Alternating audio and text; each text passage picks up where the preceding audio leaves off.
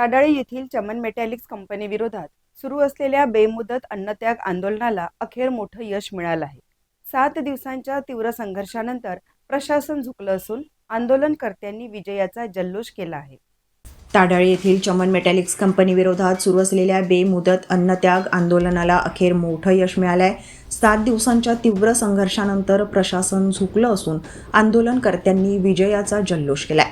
ताडाळी येथील चमन Metallics private limited विरोधात स्थानिक नागरिकांवर होत असलेल्या अन्यायाविरोधात आणि विविध प्रलंबित मागण्यांसाठी लोकजनशक्ती पार्टीच्या वतीने आंदोलन छेडण्यात आले होते. जिल्हाध्यक्ष मनोज ठेंगणे यांच्या नेतृत्वाखाली 23 मार्चपासून सुरू झालेलं हे बेमुदत उपोषण 7 दिवस सुरू होतं. या आंदोलनाची दखल घेत अखेर प्रशासन आणि कंपनी व्यवस्थापनाने सकारात्मक भूमिका घेतली.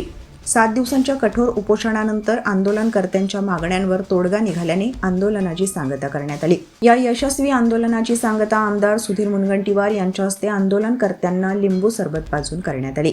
संघर्षातून मिळालेल्या या विजयामुळे स्थानिकांमध्ये समाधानाचं वातावरण असून आंदोलनकर्त्यांचा आत्मविश्वासही वाढला आहे.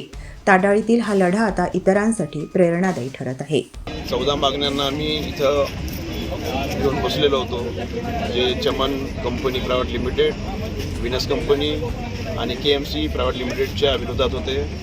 त्याबद्दल सुधीर भाऊ, जे आमच्या महाराष्ट्राचे विकास पुरुष आहे, त्यांनी आज परत सिद्ध केलं की खरंच ते आज महाराष्ट्राचे विकास पुरुष आहे. त्यांनी इथे येऊन आमच्या जेवढ्या मागण्या आहेत त्या लवकर टप्प्याटप्प्याने पूर्ण करून देऊ असे आश्वासन दिले. मात्र एक आज खरं झालं की क्षेत्र कुणाचंही असो, या महाराष्ट्राचा वाद फक्त एकच, ते म्हणजे माननीय श्री सुधीरभाऊ मुनगंटीवारच आहे.